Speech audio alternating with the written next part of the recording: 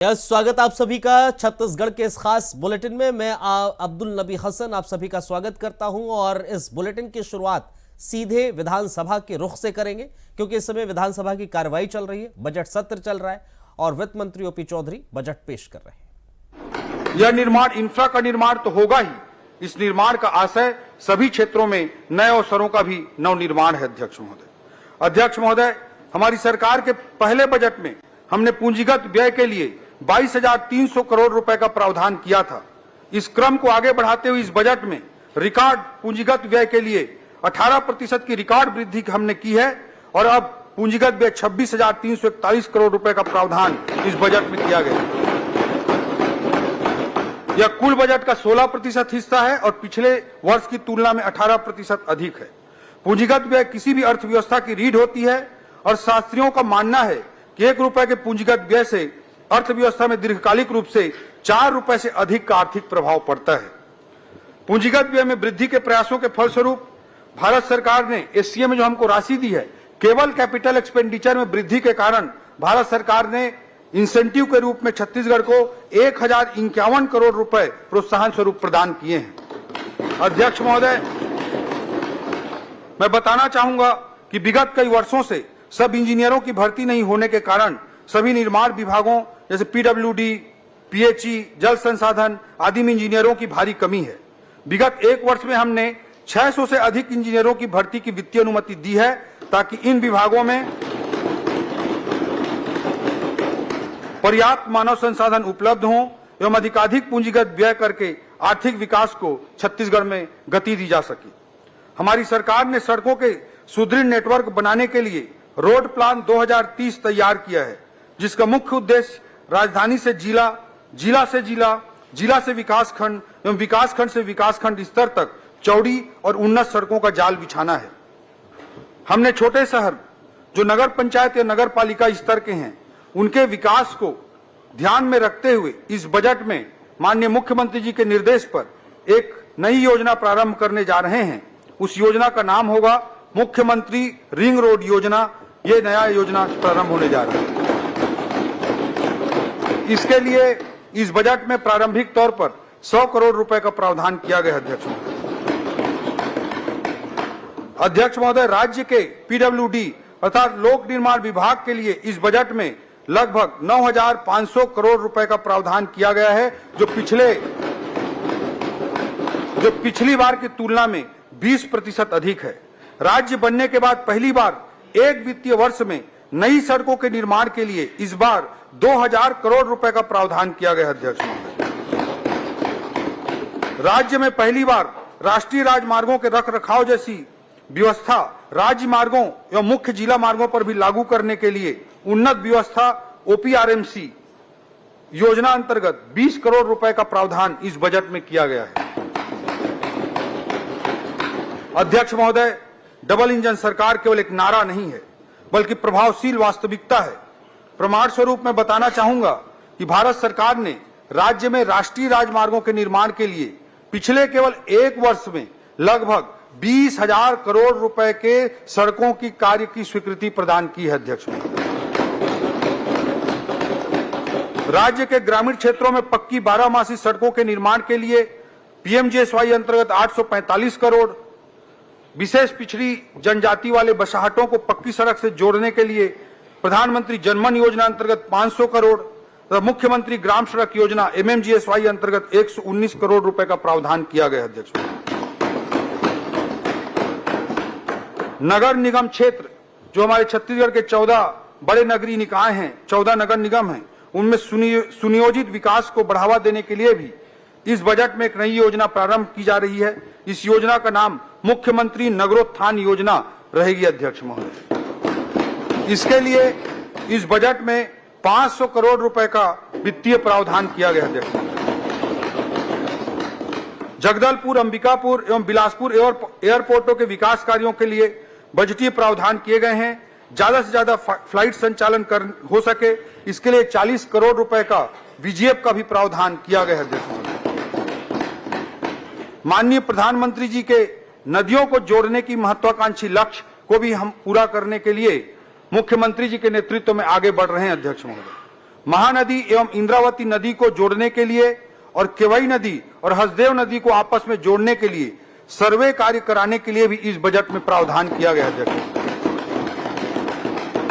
हमने अपने जन संकल्प पत्र के अनुरूप रायपुर एवं आसपास के क्षेत्रों को शामिल करते हुए एनसीआर की तर्ज पर एससीआर साथ स्टेट कैपिटल रीजन विकसित करने का निर्णय लिए हैं। जैसे नेशनल कैपिटल रीजन है वैसे स्टेट कैपिटल रीजन बनाने का भी निर्णय हमारी सरकार ने लिया है।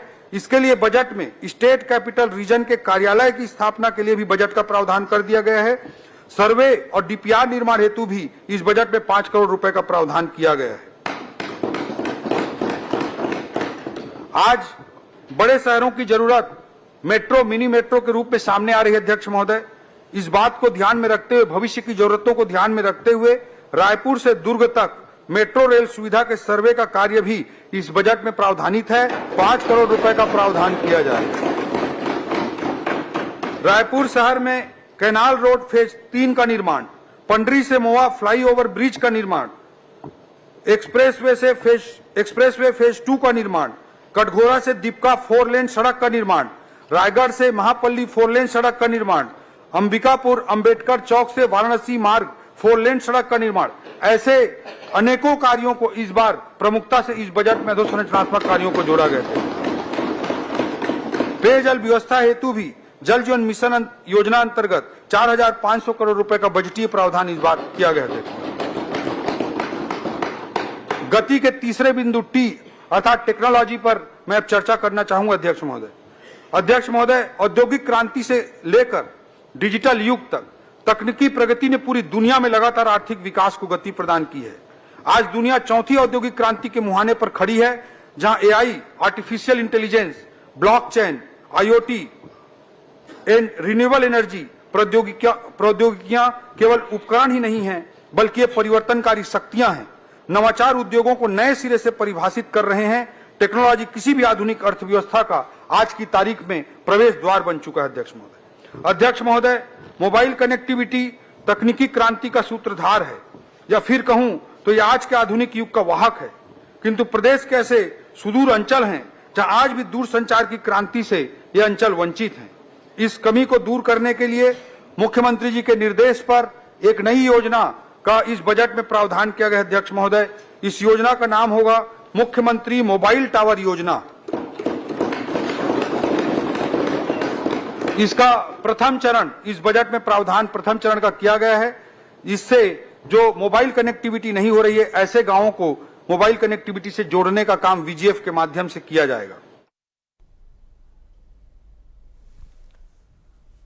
तो वित्त मंत्री बजट पेश कर रहे हैं छत्तीसगढ़ का। अगर बजट का जिक्र करें, आवास के लिए बम्पर बजट दिया गया है। बलरामपुर, दंतेवाड़ा, जांजगीर चांपा, बीजापुर, कुरूद, यहाँ पर महासमुंद में कॉलेजेस बनेंगे। तकरीबन 34 करोड़ का प्रावधान रखा गया। यहाँ पर फिजियोथेरेपी सरकारी केवल एक फिजियोथेरेपी कॉलेज बना हुआ है। इस बजट में 6 नए फिजियोथेरेपी कॉलेज शुरू करने की बात कही गई है।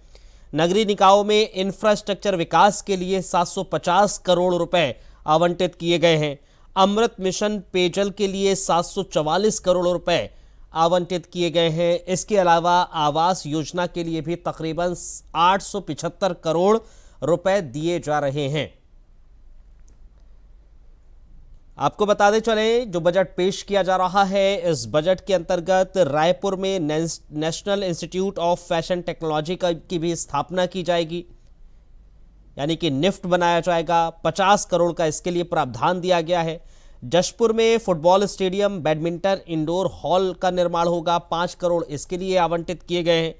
नर्सिंग की संभावनाओं को ध्यान में रखते हुए इस बार इसी बजट में 12 अतिरिक्त नर्सिंग कॉलेजेस की भी स्थापना की जाएगी। नर्सिंग कॉलेजेस की संख्या अभी अगर देखा जाए छत्तीसगढ़ के भीतर 8 है। अब इस बजट में जो कहा गया है उसके बाद तकरीबन 20 नर्सिंग कॉलेजेस की संख्या हो जाएगी। 12 अतिरिक्त नर्सिंग कॉलेजेस बनाने का प्रावधान किया गया है। कहा गया है कि 12 नर्सिंग कॉलेजेस बनाए जाएंगे। फूड पार्क के लिए तकरीबन 17 करोड़ रुपए का प्रावधान दिया गया है इस बजट में। ओपी चौधरी ने कहा है फूड पार्क के लिए 17 करोड़ का प्रावधान है। औद्योगिक क्षेत्र की स्थापना के लिए तकरीबन 23 करोड़ का प्रावधान रखा गया है। उद्योगों को अनुदान न मिलने के कारण व्यवसायों को व्यवहारिक परेशानियों का सामना करना पड़ता था, इसलिए 700 करोड़ रुपए के दायित्व को जो छत्तीसगढ़ की सरकार है वो इस साल भुगतान किया है। छत्तीसगढ़ की सरकार ने तकरीबन 700 करोड़ रुपए के दायित्वों का 700 करोड़ रुपए का भुगतान छत्तीसगढ़ की सरकार के जरिए इस बार किया गया है। मिनी मेट्रो के लिए सर्वे भी कराया जाएगा छत्तीसगढ़ के भीतर। जैसे दिल्ली में मेट्रो चल रही है, अलग अलग स्टेट्स में मेट्रो चल रही हैं, छत्तीसगढ़ ने भी मिनी मेट्रो को लेकर अपनी बात रखी है। कहा है कि इसके लिए बाकायदा सर्वे किया जाएगा। मनोज शुक्ला हमारे संवाददाता इस खबर पर और ज्यादा जानकारी हमें देंगे, लाइव हमारे साथ जुड़ गए हैं। मनोज, बजट पेश किया जा रहा है, इस बजट में तमाम बातें हैं जिनमें से कुछ का जिक्र जो हम कर रहे हैं, हवाई अड्डे के विकास के लिए तकरीबन 40 करोड़ का प्रावधान है। इसके अलावा मिनी मेट्रो का सर्वे कराया जाएगा, मिनी मेट्रो बनाई जाएगी। फूड पार्क के लिए 17 करोड़ का प्रावधान किया गया है। नए राष्ट्रीय संस्थान भी बनेंगे, जिसमें अगर नर्सिंग कॉलेजेस का जिक्र करें जो 8 थे वो बढ़कर 20 हो जाएंगे। तकरीबन 12 अतिरिक्त नर्सिंग कॉलेजेस का भी जिक्र किया गया। और डिटेल में जरा बताइए बजट को जो पेश किया जा रहा है, जो आम जनता है छत्तीसगढ़ की, उसके लिए किस तरह का मुनाफेदार ये बजट रहने वाला है? जी अब्दुल, बिल्कुल अब्दुल, बता दूं आपको कि आज जो बजट वित्त मंत्री ओपी चौधरी पेश कर रहे हैं, जिसमें उन्होंने काफी बड़ी घोषणाएं भी किया है, जैसे कि रायपुर से दुर्ग को जोड़ने के लिए मेट्रो की परियोजना को लेकर, तो ये एक सरकार की सराहनीय पहल भी मानी जा सकती है। और साथ ही साथ मोबाइल कनेक्टिविटी को लेकर मुख्यमंत्री मोबाइल टावर योजना, जो आजकल मोबाइल का जमाना है, ऐसे में अगर गाँव में मोबाइल टावर लग जाएंगे तो उससे काफी कुछ राहत भी मिलेगा, जिससे प्रदेश के विकास में एक बड़ी उपलब्धि मानी जाएगी कि गाँव को जोड़ने की। मोबाइल आजकल सभी के हाथों में मोबाइल देखा जा सकता है, मोबाइल से तरह तरह की इंटरनेट की सेवा भी मोबाइल पर उपलब्ध है, तो इससे काफी कुछ सरकार के लिए भी आसान हो जाएगी और ग्रामीणों को भी अपनी बात पहुंचाने के लिए सरकार तक या जनता के बीच तक, तो उनको भी एक बड़ी राहत मिलेगी। तो ये बड़ी योजना सामने निकल कर आई है जो आज वित्त मंत्री ने सदन में घोषणा की है। और साथ ही साथ आपको बता दें कि कुछ जैसे कॉलेजों का जो नए नर्सिंग कॉलेजों का की घोषणा वित्त मंत्री द्वारा किया गया है, तो कहीं न कहीं शिक्षा को भी काफी महत्व दिया गया है इस बजट में भी। उसके अलावा देखिए एक और चीज है, बस्तर जो है वो उसके विकास के लिए भी तकरीबन 250 करोड़ रुपए का प्रावधान किया गया है कि बस्तर के विकास के लिए किया जाएगा। छत्तीसगढ़ में इस साल में अटल निर्माण वर्ष बनने जा रहा है।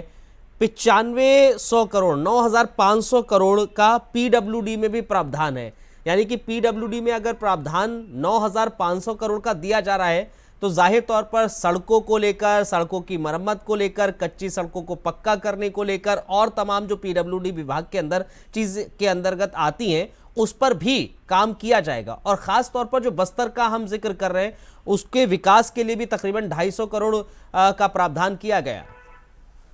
जी बिल्कुल अब्दुल, जो आज का बजट पेश हुआ है ये अटल जी के नाम पर ये बजट जो है छत्तीसगढ़ सरकार द्वारा पेश किया गया है। और आपको बता दूं प्रधानमंत्री का विजन है 2047 तक विकसित राष्ट्र की बात करते हैं। उसी बात को तहत जो है वित्त मंत्री ओपी चौधरी ने प्रेस वार्ता कर यह जानकारी दी थी कि जो बजट हम पेश करने जा रहे हैं तो जो है प्रधानमंत्री के विजन के अनुरूप यह बजट होगा। और उसमें देखा जा सकता है कि तमाम लोगों को काफी राहत मिलेगी और प्रदेश को छत्तीसगढ़ की विकास को ऊंचाई पर ले जाने के लिए यह बजट होगा। तो निश्चित रूप से जो आज बजट वित्त मंत्री ओपी चौधरी पेश कर रहे हैं, निश्चित रूप से कहीं न कहीं छत्तीसगढ़ के बढ़ावा के लिए, छत्तीसगढ़ के विकास के लिए ही यह बजट प्रस्तुत किया जा रहा है, जिससे काफी कुछ सराहनीय देखने को मिला है। जी चलिए मनोज, इस खबर पर ज्यादा जानकारी के लिए बहुत बहुत शुक्रिया, लेकिन बने रहिएगा, एक और अहम खबर है जिस पर आपसे तफसील से जानकारी लेंगे। फिलहाल इस खबर के लिए बेहद धन्यवाद आपका। जाहिर तौर पर बजट पेश किया जा रहा है, बजट में तमाम बातों का जिक्र किया जा रहा है, छत्तीसगढ़ के विकास को लेकर यह बजट पेश किया जा रहा है। बढ़ते हैं आगे। रायपुर में प्रदेश कांग्रेस कमेटी आज ईडी दफ्तर का घेराव करेगी। इस धरना प्रदर्शन में प्रदेश के हजारों कांग्रेस कार्यकर्ता शामिल रहने वाले हैं। इस प्रदर्शन को लेकर कांग्रेस भवन में आज बैठक भी आयोजित की गई। इस दौरान पीसीसी चीफ बैज ने कहा है कि ईडी अपनी जांच करे, उसमें कांग्रेस पूरा सहयोग करेगी, लेकिन अगर ईडी कांग्रेस नेताओं से दुर्व्यवहार करेगी तो उनको उसी भाषा में जवाब दिया जाएगा। इसके साथ ही बैज ने कहा कि ईडी भारतीय जनता पार्टी के एजेंट के भांति काम कर रही है। जिस तरह से बेवजह लगातार परेशान किया जा रहा है और कांग्रेस के नेताओं को टारगेट किया जा रहा है, इसके विरोध में कल 3 तारीख को कार्यालय के सामने एक बड़ा प्रदर्शन करने की तैयारी कांग्रेस पार्टी कर रही है। प्रदर्शन में तमाम हमारे कांग्रेस के कार्यकर्ता और नेता उपस्थित रहेंगे। साथ ही एआईसीसी के तीनों सेक्रेटरी सह प्रभारी भी उपस्थित रहेंगे और साथ ही हमारे छत्तीसगढ़ प्रभारी माननीय सचिन पायलट जी भी अभी तक का आने की सूचनाएं हैं। बाकी अंतिम फैसला लगभग शाम तक उनका आने का लगभग शाम तक क्लियर हो जाएगा, लेकिन फिलहाल अभी तक तो आने की ऐसी सूचनाएं हैं। जो हमारे साथ लगातार बने हुए हैं मनोज, जाहिर तौर पर कांग्रेस लगातार ईडी पर और भारतीय जनता पार्टी पर निशाना लगाई जा रही है, क्योंकि जो दबिश दी जा रही ईडी की ओर से कांग्रेस के कार्यकर्ताओं के यहाँ, उस पर संदेह जाहिर कर रही है कांग्रेस। यही कारण है कि आज प्रेस कॉन्फ्रेंस भी की बाकायदा और कहा कि हम सहयोग तो करेंगे, लेकिन ज्यादती करेगा तो हम सहयोग नहीं करेंगे।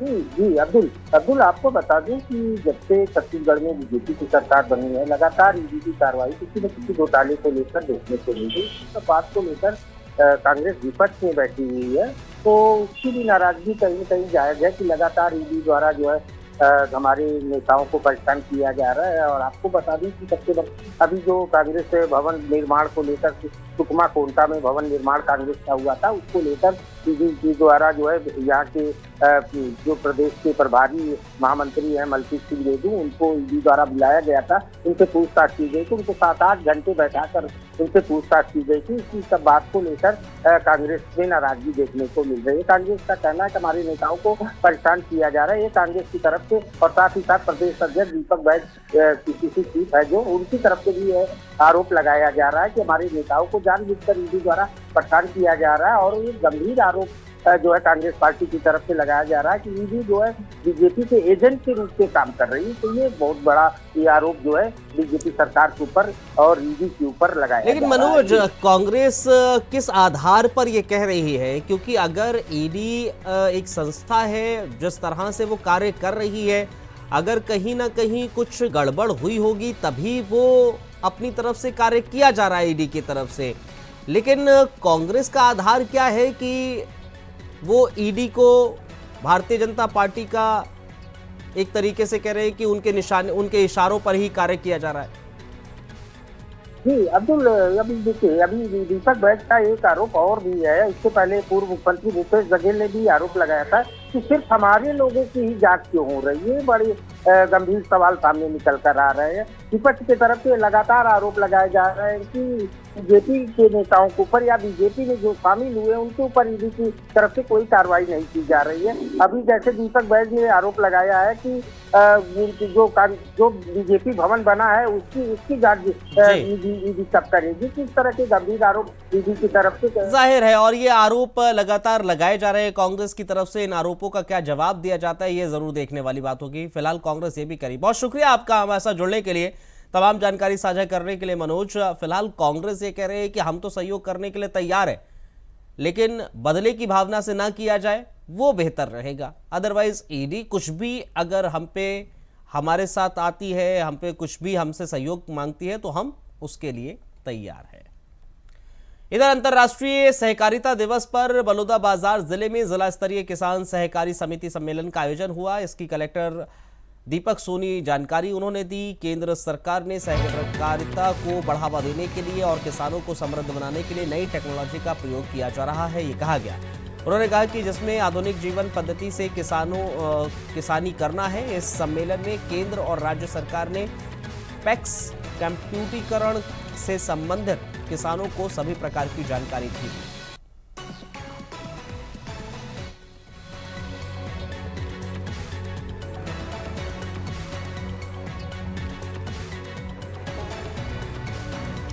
प्रदीप महेश्वरी हमारे संवाददाता इस खबर पर और ज्यादा जानकारी हमें देंगे। प्रदीप, केंद्र सरकार ने सहकारिता को बढ़ावा दिया है। किसान सहकारी समिति का जो आयोजन किया गया सम्मेलन का, इस सम्मेलन में क्या कुछ अहम बातों को किया गया है, जरा विस्तार से बताइए। आपको बता दूं कि मोदी केंद्र सरकार के द्वारा, अमित शाह के द्वारा सहकारिता मंत्री केंद्र उन्होंने अंतर्राष्ट्रीय सहकारिता दिवस मनाया जा रहा है। एक वर्ष भर तक चलेगा। इसमें किसानों को समृद्ध बनाने के लिए और उनको किसानी की जो पद्धति को सस्ती और अधिक पैसे कमाने के लिए इस योजना का लाभ किया जा रहा है। आपको बता दें कि यहाँ पर सहकारिता सम्मेलन में ड्रोन 5 ड्रोन यहाँ पर सरकार के द्वारा दिए गए। ड्रोन के माध्यम से जो खेती की जाएगी, इसमें रासायनिक जो नैनो जो भारत सरकार को यूरिया और डीएपी में जो बड़ी मात्रा में सब्सिडी लगती है और परिवहन में जो बड़ी मात्रा परिवहन करना पड़ता है यूरिया और डीएपी का, वो परिवहन बचने की नैनो पद्धति लागू की गई एस्को के माध्यम से। केंद्र सरकार की योजना से केंद्र सरकार की सब्सिडी बहुत लाभ होगा। प्लस किसानों को जब खेत में जब कोई खाद डालते, रासायनिक खाद डालते हैं, तो उस ड्रोन की पद्धति से किसानों का खाद कम लगेगा और सही पौधों को खाद मिलेगा, जिससे पौधों की बाढ़ बढ़ेगी और उत्पादन बहुत अधिक है। ये जो पद्धति जो लगातार सहकारिता सम्मेलन के माध्यम से गांव में जो सहकारिता जो सोसाइटियां होती है, सोसाइटियों में महिलाओं को प्रशिक्षण दिया जा रहा है। इस ड्रोन चलाने के लिए बड़ौदा बाजार में ऐसे 5 ड्रोन केंद्र सरकार के द्वारा दिए गए, जहाँ पर महिलाओं के द्वारा प्रशिक्षण, ग्वालियर में उनको प्रशिक्षण किया गया। प्रशिक्षण के बाद ये महिलाएं आज प्रति एकड़ 350 रुपए के हिसाब से रासायनिक खाद का छिड़काव करती खेतों में, और ये बहुत सस्ती और अच्छी पद्धति से कम समय में कम खाद लगता है, और जिससे कि किसानों को मजदूरों की जो व्यवस्था नहीं हो पाती जिस समय में, जिसके कारण खेत में जो पौधे सूख जाते थे या पौधे खराब रहते। लेकिन वहीं पर आपकी सहकारिता में जब ये ड्रोन रहेगा, वहाँ की महिलाएं जब स्वतः समूह के माध्यम से इसको जब रासायनिक खादों का जब जाहिर है प्रदीप, तमाम जो किसान हैं उनको फायदा जरूर इससे मिलेगा। बहुत बहुत शुक्रिया आपका तमाम जानकारी देने के लिए, हमारे साथ जुड़ने के लिए बहुत बहुत शुक्रिया।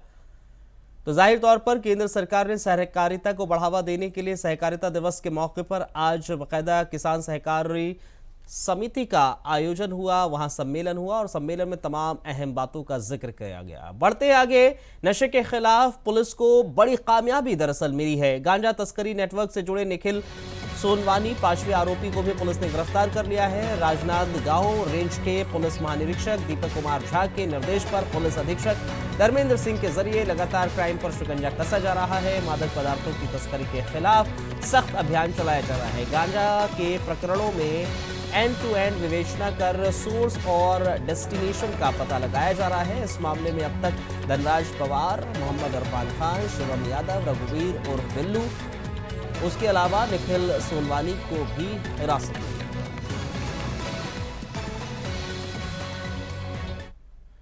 छत्तीसगढ़ विधानसभा में आज बजट पेश किया गया। बजट पेश होने से पहले राज्य सरकार की कैबिनेट की बैठक हुई। कैबिनेट बैठक में कई अहम फैसले लिए गए। इस कैबिनेट की बैठक में विदेशी शराब पर लगने वाला 9.5% अतिरिक्त शुल्क समाप्त करने का फैसला लिया गया। इस शुल्क को हटाने से अलग अलग रेंज की विदेशी शराब के फुटकर विक्रय दरों में लगभग 40 से 3,000 रुपए प्रति बोतल तक की कमी आने की संभावना है। तो वहीं प्रदेश सरकार संचार प्रमुख सुशील आनंद शुक्ला ने कहा है, बीजेपी सरकार ने शराब की दुकानें कम करने का कोई फैसला नहीं लिया, लेकिन इस साल भी 674 दुकानों में शराब बेची जाएगी और विदेशी शराब में 9.5% अतिरिक्त टैक्स को इसलिए कम किया गया।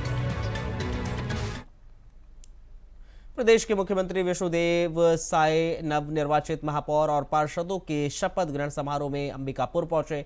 यहां महापौर और पार्षदों ने पद और गोपनीयता की शपथ ली। इस अवसर पर सीएम ने सभी पार्षदों और मेयर को बधाई दी। साथ ही मुख्यमंत्री ने कहा कि किसी भी काम की शुरुआत करने से पहले इष्ट देव की पूजा जरूर की जाती है। हिंदू रीति रिवाज में काम करने की शुरुआत गंगा जल से शुद्धिकरण करके किया जाता है। इसे विवाद का मुद्दा नहीं बनाना चाहिए।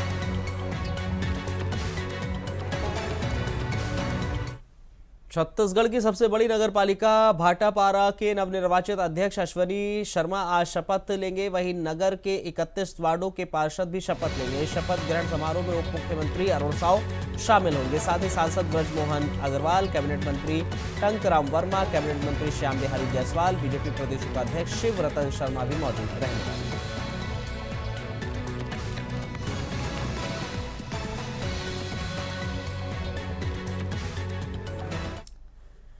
चलिए, इस बुलेटिन में फिलहाल इतना ही। इजाजत दीजिए, नमस्कार।